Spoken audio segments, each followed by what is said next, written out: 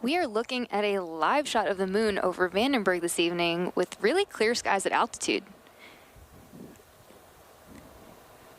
The Falcon 9 rocket that's carrying tonight's payload is awaiting liftoff from Vandenberg Space Force Base in California in about 9 minutes from now. Tonight's mission is the first of 3 launches this week from all 3 launch pads in California and Florida. Hey everyone, my name is Soumi Srivastava and I am a structures engineer here at SpaceX. Today's mission carries a national security payload that is designed, built, and operated by the National Reconnaissance Office, or the NRO. Tonight's mission marks SpaceX's 347th overall launch, the 52nd launch of 2024, and the 5th NRO launch on a Falcon 9. This mission continues NRO's development of cutting-edge capability that deliver critical information that can only be obtained from the vantage point of space. The range and vehicle are currently green, and we're on track for an on-time launch at 1 a.m. Pacific time. It's also worth noting that we won't be showing any Stage 2 or deployment views at the request of our customer. So for now, let's meet our vehicle and learn a little bit more about the most flown U.S. launch vehicle ever, our Falcon 9 rocket. Falcon 9 is a 2-stage rocket that is designed and manufactured by SpaceX for the reliable and safe transport of people and payloads into Earth orbit and beyond. It's also the first and currently the only orbital class rocket that's capable of reflight. The entire vehicle stands at 229 feet tall, or about the height of a 21-story building. The bottom 2/3 of the vehicle is the first stage, which is commonly referred to as the booster. And not only is the first stage the largest part of the rocket, but it's also the portion of the rocket that we attempt to land on either one of our drone ships or back on land for future reuse. Reusability is a critical part of our goal of making life multiplanetary, and every mission provides valuable information on repeated launch and reusability. Reusability also allows us to refly the most expensive parts of the rocket, which in turn drives down the cost of access to space. And today's booster will be flying for its 16th time. And we're working towards qualifying our fleet of Falcon boosters and fairings to support 40 missions each. There are 9 M1D engines at the base of Falcon 9 that generate 1.7 million pounds of thrust at liftoff to accelerate the first stage through the Earth's atmosphere and into space. And eventually, the booster separates from the rest of the rocket, returning to Earth to be reused, while Stage 2 continues to its target altitude, where it will deploy today's payloads. After stage separation, the booster will be returning to our drone ship, Of Course I Still Love You, which is currently located in the Pacific Ocean. And to date, we have landed a Falcon booster 309 times. So through the clouds, let's turn our attention back to Falcon 9 on the pad today. Above the first stage is the second stage, which has a single Merlin vacuum, or MVAC engine, that ignites after the first stage separates. And that is what will carry the NRO payload into orbit. Located above the second stage is the payload fairing, which is the large barrel structure at the top of the rocket. At 17 feet in diameter, the carbon composite fairing protects satellites on their way to orbit and are jettisoned around 3 minutes into flight. The fairing halves supporting today's mission are both flight-proven, with one half flying for its 12th time and the other half flying for its 3rd time. After separation from the second stage, both fairing halves will return to Earth and will be recovered by our recovery team. Retract. So next up, the transporter erector, or TE, will retract away from the vehicle, and that is the large truss structure you see there next to the rocket. So shortly, we should see the clamp arms opening up around the second stage, and then the TE will begin to pull away from the rocket slightly. And then at T0, the ground hydraulic systems will pull the TE even further away from Falcon 9 as it lifts off. So right around now is when the clamp arms are opening up, and in around 5 seconds, they should be fully open.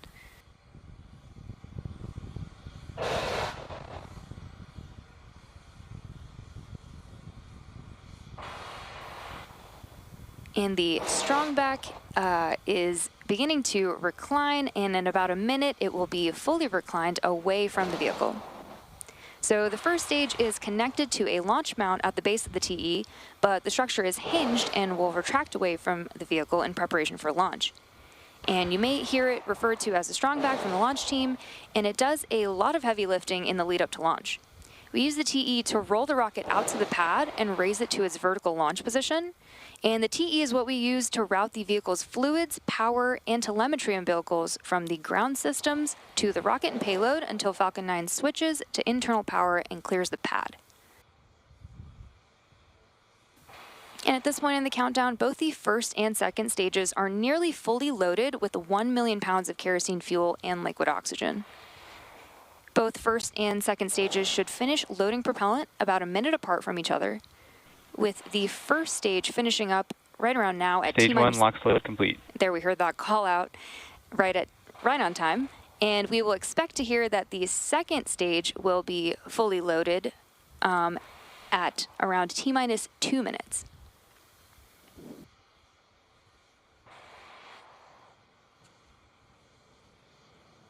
The white clouds, if you can make them out, are the chilled gas above the LOX tank that we vent overboard to maintain pressure in the tank as needed.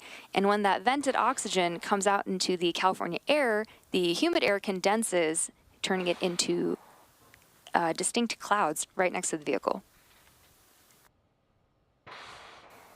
And at T-minus 60 seconds, Falcon 9 will be in startup, and that means that the rocket's autonomous internal flight computers will have taken over the launch countdown. And then, just inside of T-minus 2 seconds, we will light the M1D engines for liftoff.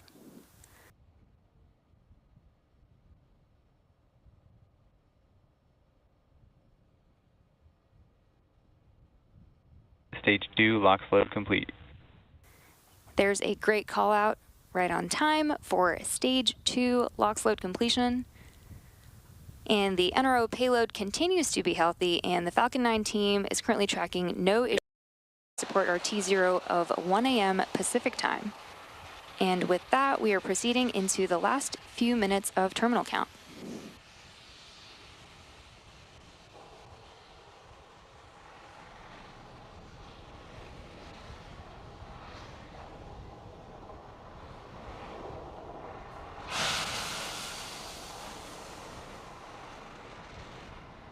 Falcon 9 is in startup. Great call out, which means that Falcon 9 is now on internal power.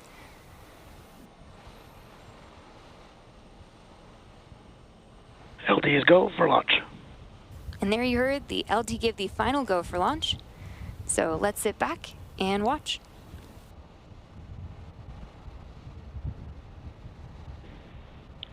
T-minus 30 seconds.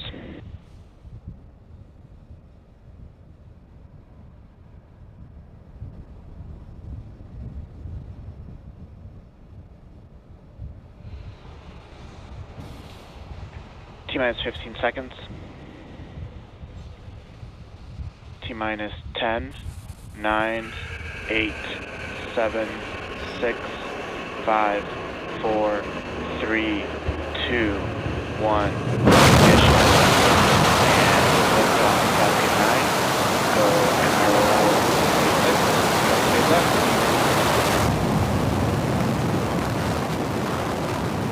Vehicle is pitching downrange. Engine chamber pressure is nominal.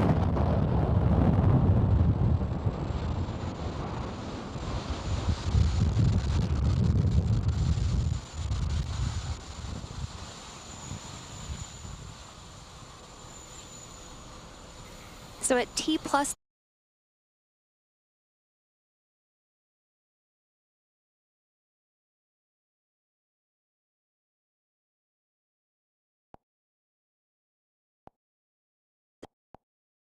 highest amount of aerodynamic pressure and stress on the vehicle.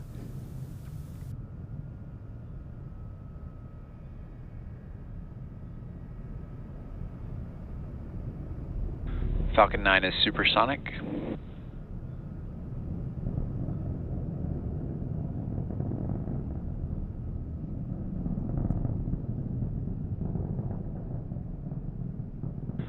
max Q. There we just had max Q. So with that call out, we now have 3 events coming up in quick succession, starting with MECO, followed by stage SEP, and then SES-1. MECO, or main engine cutoff, is where all 9 M1D engines shut off to slow the vehicle down in preparation for stage separation, which is where the first and second stages separate from one another. Then stage 2 will continue to second engine start 1, or SES-1, and that is where the single MVAC engine lights up and propels the second stage to orbit. Kill. In addition to these 3 major events, the fairing halves will separate less than a minute after SES-1, so keep an eye out for all of those events. Vehicle is following a nominal up trajectory in around 30 seconds from now. And as a reminder, we will not have any stage 2 views of separation at the request of our customer.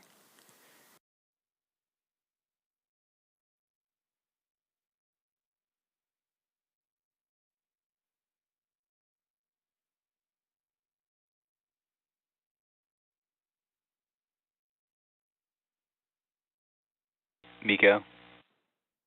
Stage separation confirmed.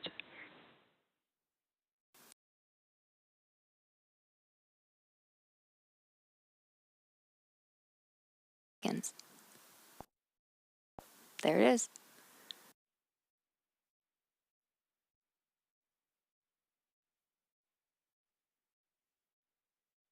We are expecting to hear the call out for fairing separation in a couple seconds from now, but we won't see this.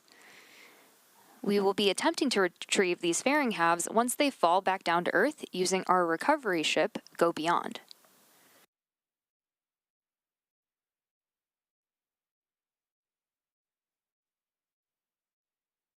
Fairing separation confirmed.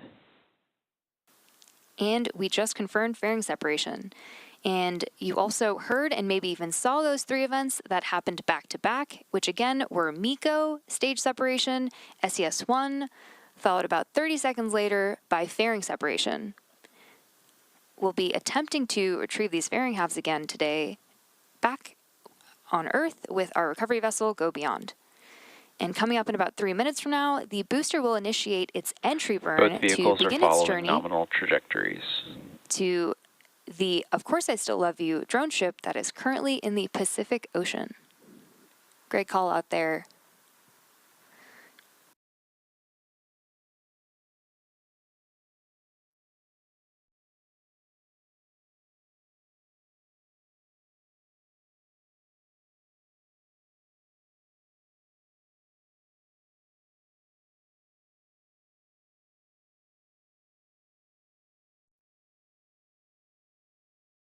We're just at T plus 4.5 minutes into today's mission, and just past the T plus 6 minute mark, you should see on your screen the first stage's entry burn.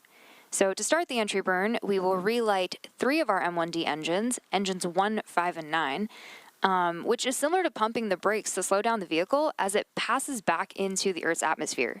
We need to slow it down to reduce the reentry forces, which then helps us recover and reuse the first stage. During the entry burn, Falcon 9 is decelerating by firing its Merlin engines, but we're still moving really fast.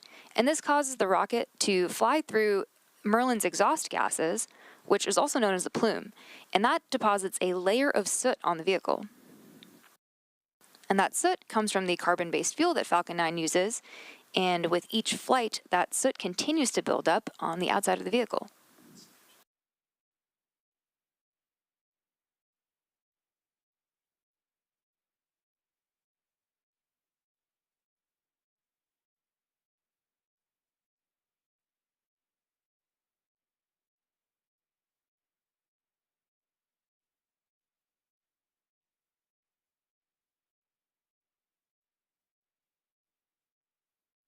That entry burn should be coming up in about 20 seconds from now.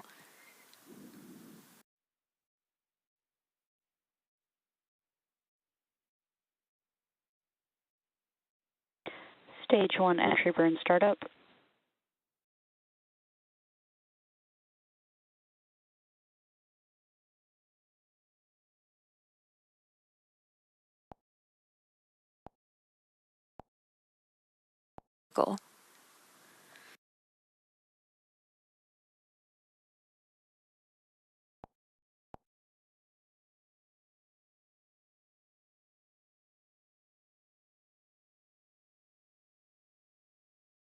Stage 1 entry burn shutdown.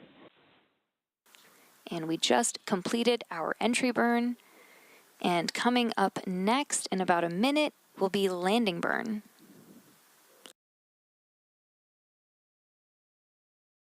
Stage 1, FTS has saved. The Merlins on the first stage are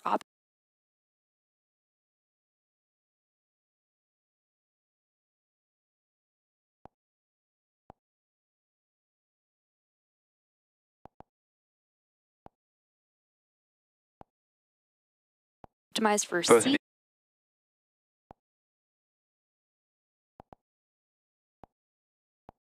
vehicle down just before touching down on our drone ship.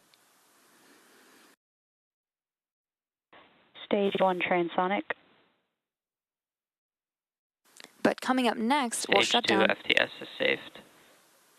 We'll shut down our MVAC engine on the second stage, which will be followed quickly by our landing burn on the first stage.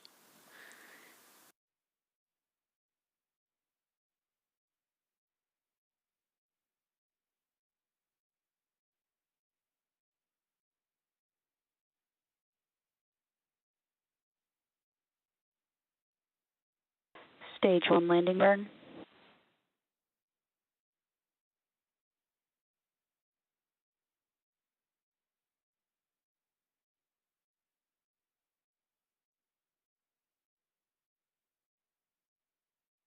Landing leg deploy.